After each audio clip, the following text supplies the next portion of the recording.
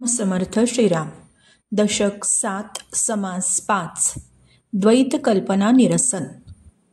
मागील समासांमध्ये ब्रह्म, त्याचे प्रकार, त्यांची लक्षणं ही सर्व आपण अभ्यासली. मायेबद्दल सुद्धा चिंतन झालं. पण तरीही संभ्रम काही केला जात नाही. याकरिताच सर्व समजून घेण्यासाठी मनात कल्पना करता येणं आवश्यक आहे. आता द्वैत कल्पना निरसनमध्ये कल्पना कोणती करावी याबद्दल बोलतायत समर्थ. कसं आहे, मन बदललं की माणसाचे अंतरंग बदलतात.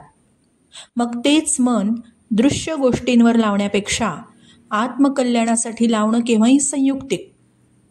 कल्पना करायचीच आहे ना, तर चांगलीच करायची.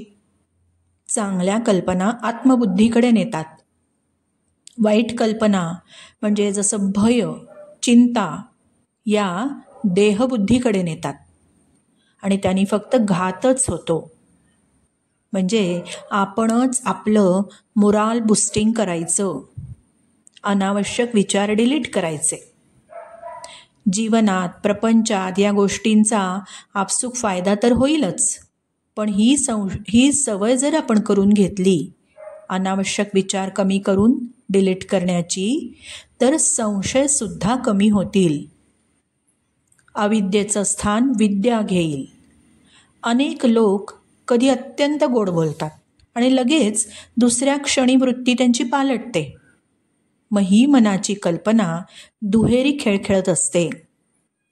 कधी संकटांची आठवण करून आठवण निर्माण करेल, काळजी करायला लावेल अशी ही कल्पना, तर कधी ते विसरून मन स्थिर करेल.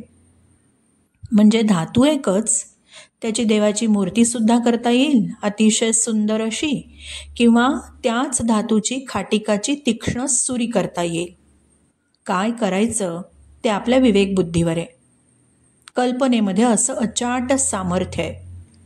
कल्पनेने मन प्रवृत्त होऊन डोंगर हलवण्याचं सामर्थ्य प्राप्त करू शकेल. आणि नाहीतर मग केवळ रिकाम टेकड्यासारखं बसून, खांबाशी बसून आयुष्य व्यर्थही जाऊ शकेल. म्हणून समर्थ म्हणतात, शुद्ध कल्पनेनी अशुद्ध कल्पना नाहीशी करावी आणि सदा सस्वरूपाच्या अनुसंधानामध्ये गुंतून राहावं. मग आम्ही आत्ता त्याच्यासाठी काय करावं? मग आता चांगलं श्रवण करावं, चांगल्या श्रवणाची उजळणी करावी, चांगल्या गोष्टीचा ध्यास घ्यावा आणि चांगल्याच गोष्टी कराव्यात. गोंदवलेकर महाराज स्टार नोटमध्ये सांगतायत, परिस्थिती नसे बंधनास कारण, असे आपल्याच मनाची ठेवणं. श्रीराम समर्थ श्रीराम.